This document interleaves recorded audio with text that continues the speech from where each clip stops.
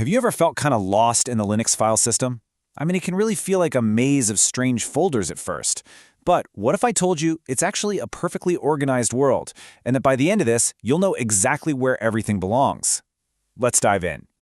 We've all been there, right? A desktop that's just cluttered with files, a downloads folder that's a complete mess. Well, Linux tackles this digital chaos with a system that's designed from the ground up to be logical and predictable, bringing a real sense of clarity to where all your stuff is stored. So, you open up your file browser for the first time, and bam, you're hit with folders like bin, etc, and var. It is super easy to think, what is all this? It really does look like a random mess. But there's a powerful, kinda elegant logic hiding right there in plain sight. And the answer to that chaos? It's something called the Filesystem Hierarchy Standard, or FHS for short. Think of it as the official rulebook for how a Linux system gets organized. It's the reason that whether you're using Ubuntu, Fedora, or pretty much any other distro, you'll find a familiar and consistent layout. Okay, so here's the key idea you need to get. Stop seeing it as a maze and start picturing a tree. A single, massive tree with a trunk, main branches, and smaller branches all perfectly organized. Once you see it that way, I promise everything else just clicks into place.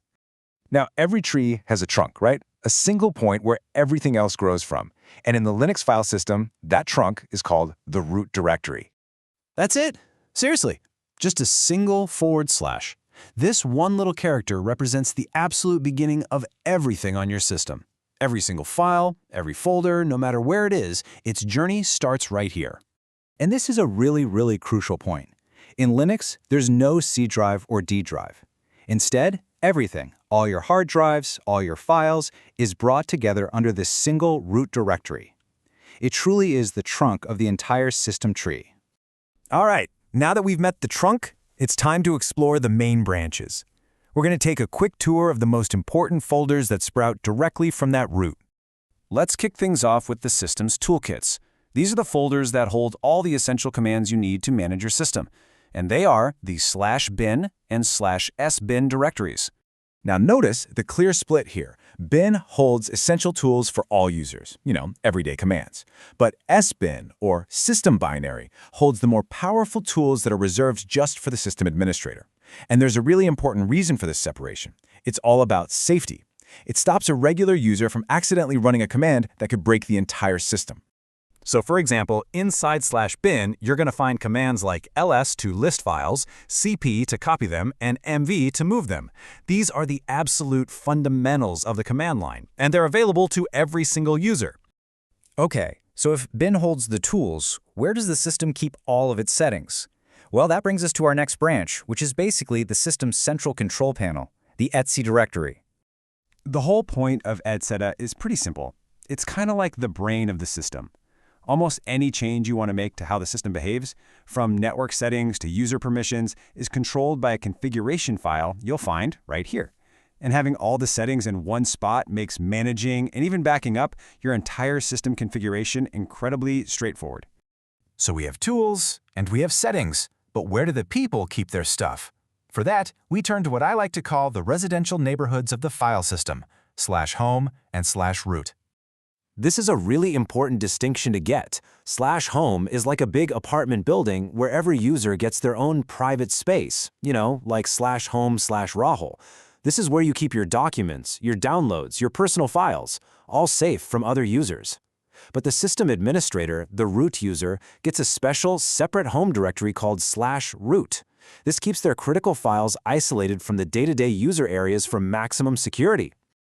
All right, next up are the branches that handle data that's always changing, always in flux. These are the dynamic parts of our tree, and they're represented by var and tmp. The key difference here is all about permanence. var, for variable data, holds files that change but need to stick around, like system logs that track what's happening, or the data for a website. TMP, on the other hand, is like a digital scratchpad. It's for temporary files that don't matter long-term. In fact, on a lot of systems, its contents get completely wiped clean every single time you reboot. Okay, get ready, because this is one of the coolest ideas in Linux. What if you could see what the system is doing right now, or talk to your hardware, just by looking at files in a folder?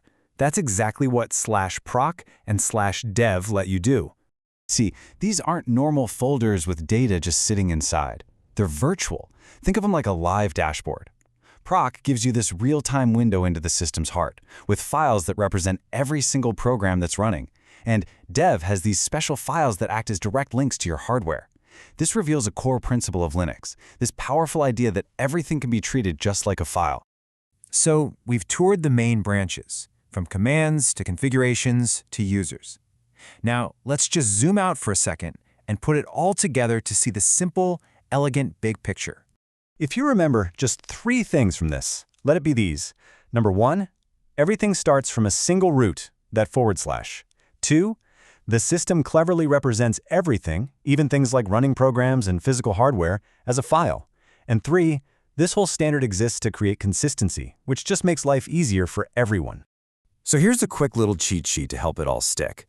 Think of /home as, well, user homes. /etc is the system settings. /bin holds your user toolkits. /var is for all that changing data. And /proc is the live pulse of your system. So you see, the Linux file system isn't a mess at all. It's a map. It's a logical, well-organized map to your entire digital world. The only question left is, now that you have this map in your hands, what part of the system are you going to go and explore first?